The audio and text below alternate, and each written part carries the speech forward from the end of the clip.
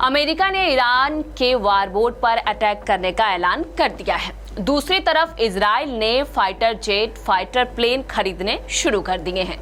लेकिन इन सब के बीच सबसे बड़ी बात यह है कि ईरान ने अपने तरफ से ये कह दिया है कि मिडिल ईस्ट में अब सुपर पावर ईरान ही है। इस बात को ईरान ने अपने स्तर से पूरी तरीके से घोषित कर दिया है। एक तरफ कहा जा रहा है कि हरमुज पर काफी तनाव की स्थिति थी और अब ये तनाव की स्थिति पूरी तरीके से युद्ध में बदल चुकी है।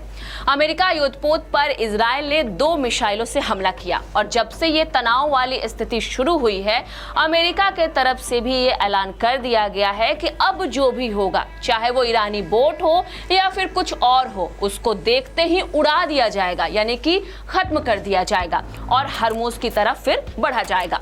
हरमुज में फिलहाल ये ऑपरेशन फ्रीडम चला रहे हैं, जिसके जरिए वहां जो भी जहाज फंसे हुए हैं उनको निकालकर वापस लाया जाएगा। ऐसे में इसका पहला दिन है जब बॉम्बार्डिंग और मिसाइलें बरस चुकी हैं और हॉर्मुज के भीतर ये सब दिख रहा है। रिपोर्ट्स कहते हैं कि अमेरिकी अधिकारी का कहना है कि क्षेत्र में अमेरिकी बलों के लिए कार्रवाई के नियम में थोड़ा बदलाव किया गया है। मतलब अभी तक ये कहा गया था कि यहाँ पर दूसरे जहाजों को रोकना है, यानी कि ब्लॉकेज लगाकर उन जहाजों को रखना है। इनके युद्धपोतों के नियम में फिलहाल बदलाव कर दिया गया है। आगे ये भी कहा गया है कि हरमुज को पार करने वाले जहाजों के खिलाफ हमले करने के लिए अब पूरी तरीके से आपको अधिकृत किया जाता है। ये भी कहा गया है कि अमेरिका के तरफ से हरमुज के तरफ से निकलने वाली ईरान की नौकाओं को ऊपर देखते ही हमला कर दिया जाए, यानी कि उनको उड़ा दिया जाए। ये सारे आदेश अमेरिका के तरफ से जारी किए गए हैं। खबर ये भी है कि ट्रंप कार्रवाई चाहते हैं, वे चुपचाप बैठना नहीं चाहते हैं, वो दबाव बनाना चाहते हैं, वो एक डील चाहते हैं। वहां के एक अधिकारी ने ये कहा है कि ट्रंप सही मायने में कहे तो युद्ध चाहते हैं।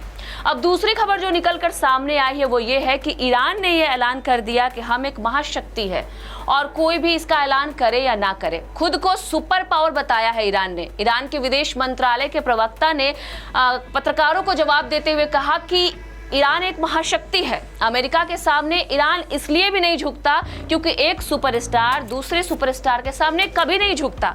महाशक्तियां आपस में टकराती हैं, वो भी एक द्वंद्व के रूप में।